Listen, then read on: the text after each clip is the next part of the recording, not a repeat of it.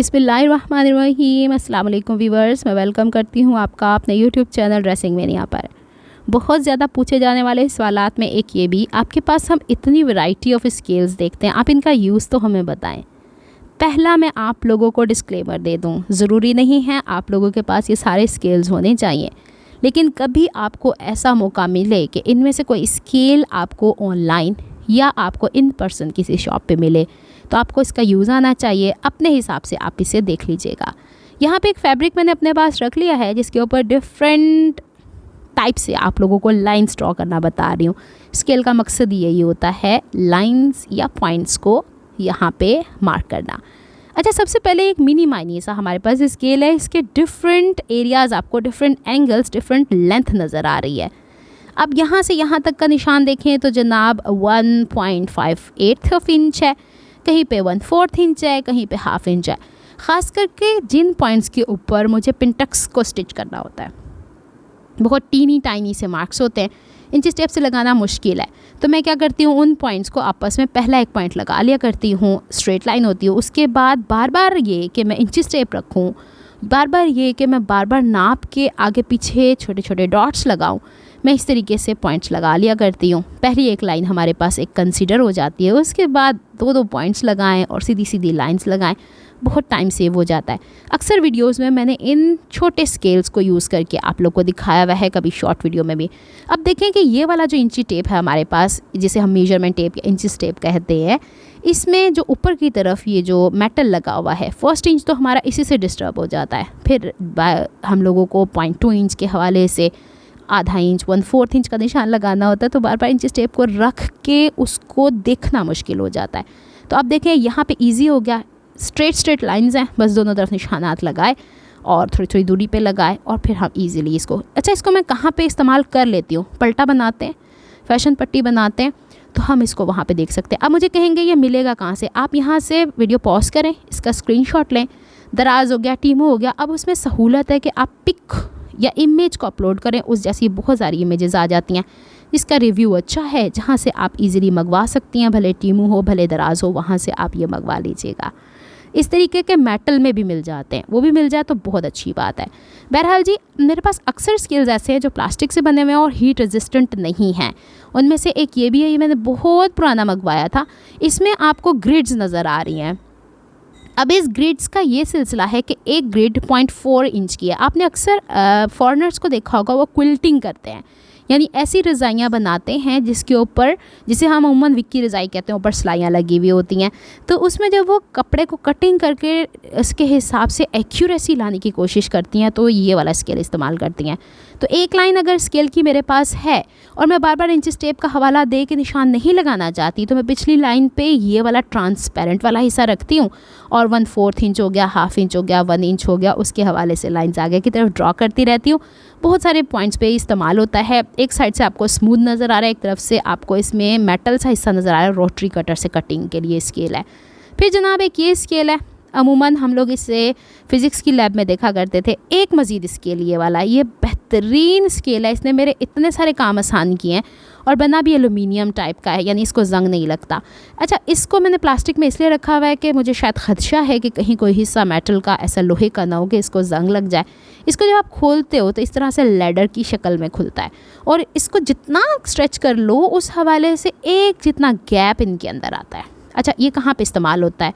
अक्सर वीडियोज़ में मैंने देखा कि जहाँ पे बटन्स लगने होते हैं प्लैकेट पे सामने, या मर्दाना शर्ट्स होती हैं, उसमें इक्वल गैप पे बटन्स लगाने के लिए भी इस्तेमाल करते हैं। लेकिन मैंने इसका इस्तेमाल एक जगह और एक वीडियो में किया था, जिसमें मुझे शर्ट के बैक साइड के ऊपर पिंटक्स स्टिच करने थे और वो लेंथ थी कुर्ती की 50 इंचेस, ऑरेंज कलर की वो शर्ट थी, अगर आप लोगों को वीडियो याद हो।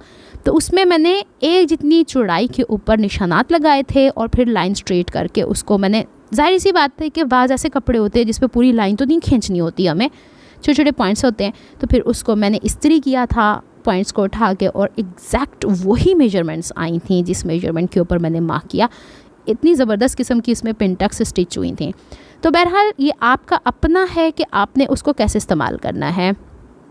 इसका अंदर वाली साइड पे, बाहर साइड पे भी मेजरमेंट्स हैं। अगर आपको कहीं लगता है कि ये कोई हिस्सा बड़ा हो गया, कोई छोटा हो गया, तो इसकी मेजरमेंट्स दोनों किनारों पे जो आपको कील कील से नज़र आ रहे हैं, आप बैलेंस कर लें।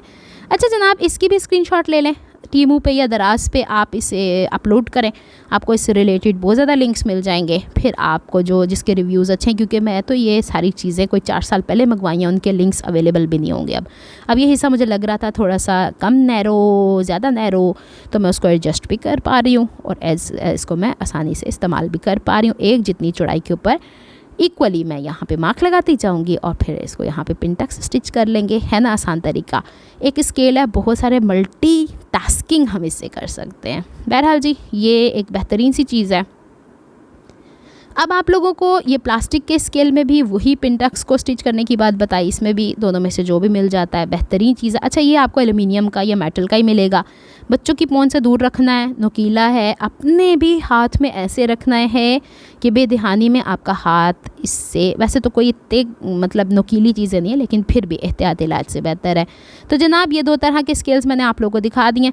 अब जो ये वाला स्केल मैं आपको दिखा रही थी, ये भी मैं बटन्स लगाने के लिए ही अपने पास तब मंगवाया था, तो इसका ये वाला हिस्सा इजीली मूव कर जाता है। और यहाँ से आप देखें तो यहाँ से जहाँ पे मैं ट्रांसपेरेंट वाला हिस्सा है, जितनी मेजरमेंट मुझे चाहिए उस मेजरमेंट के हिसाब से ये ग्रीन वाला जो हिस्सा है इसके अंदर सुराख है। बैक साइड से ज़रा मैं आपको दिखाती हूँ। ये देखें, इसमें कोई जैसे सर्कल आप लोग को ड्रॉ करना है, तो फिर आप यहाँ पे पेंसिल रख लें, यहाँ पे हाथ से इसको स्टेबल रखें, जैसे हम पर कार चलाते हैं उस हवाले से ये चलती रहती है। गोलाई में आप आसानी से इसके साथ circle, semi circle, full circle जो भी होता है वो आप इससे ड्रॉ कर सकते हैं।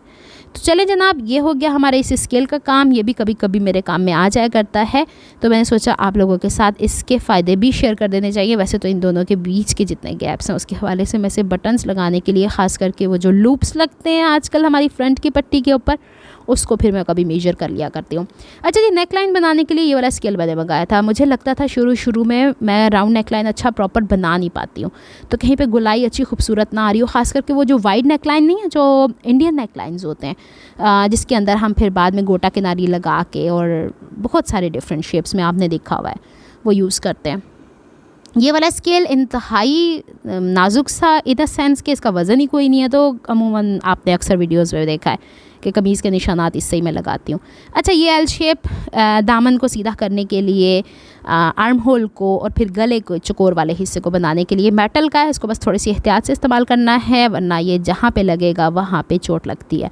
फिर इसके बाद मेरे पास ये वाले स्केल्स हैं जो कि नॉर्मली आपको 12 इंच का मिलता है, लेकिन मेरे पास ये 24 इंचज़ वाला भी है।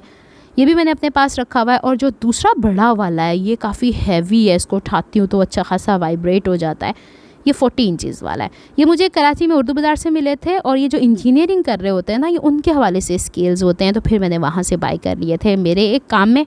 ख़ास करके वो जो लॉन्ग शर्ट्स होती हैं, चौक सीधा नहीं कट रहा होता, या फिर आसन से लेके पांचे तक वो तिरछा निशान लगाना होता है, इंच टेप से निशान नहीं लग पा रहा होता, तो फिर मैं उससे लगाती हूँ। फिर जनाब हमारे पास ये एक वाहिद ऐसा स्केल है जो 3 के सेट में आया था, वो भी मेरे पास पड़े हुए कि ये इसका ये वाला जो आपको ग्रिड्स नज़र आ रहे हैं ना, 1/2 बाय 1/2 इंचज़ के हैं, तो ये है हीट रेजिस्टेंट। मैं आपको करके दिखाती हूँ। हीट रेजिस्टेंट का मतलब इस पर इस्त्री जितनी भी मैं हीट करके फेर दूँगी ये स्केल मुड़ेगा नहीं।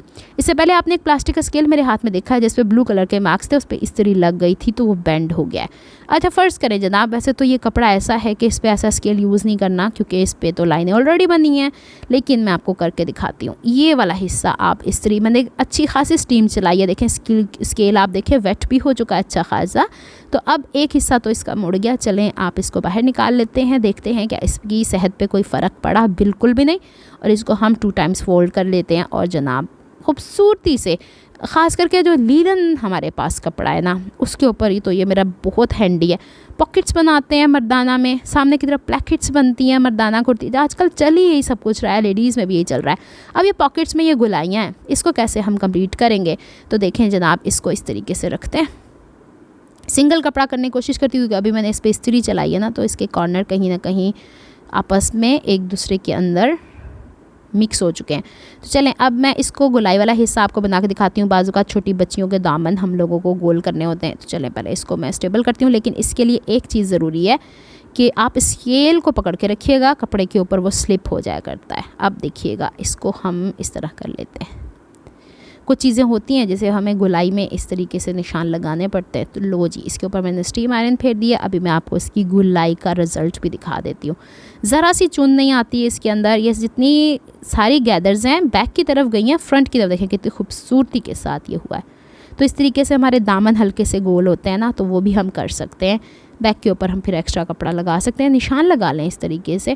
बहरहाल जनाब, इसको मैं बैलेंस किए देती हूँ। ये वो तमाम स्केल्स थे। इसके अलावा एक और स्केल है जो कि पेंट कर्व के तौर पे, एक वाहिद वो स्केल है जो मेरे पास लकड़ी का है और बारिश के मौसम में या किसी वजह से वो फूल जाता है, यानी उसकी लकड़ी इतनी नाजुक सी होती है कि वो मुझे लगता है रफ़ लकड़ी का बना है। इसको भी मैं कोशिश कर रही हूँ कि इस दफ़ा रिप्लेस कर दूँ प्लास्टिक के स्केल से, क्योंकि इसके नंबर्स तो मेरे किसी काम के नहीं है, कर्व मेरे काम का होता है। अक्सर पेंट्स की कटिंग में आपने से मेरे पास देखा है। तो बहरहाल एक ये स्केल मेरे पास है और इसके अलावा मैं मज़ीद कोई शेपर्स या इस तरह की चीज़ें जो साइड की फ़िटिंग के लिए होते हैं, आर्म होल की फ़िटिंग के लिए होते हैं, मैं यूज़ नहीं करती हूँ क्योंकि हाथ से ही मैं शेप दे लिया करती हूँ।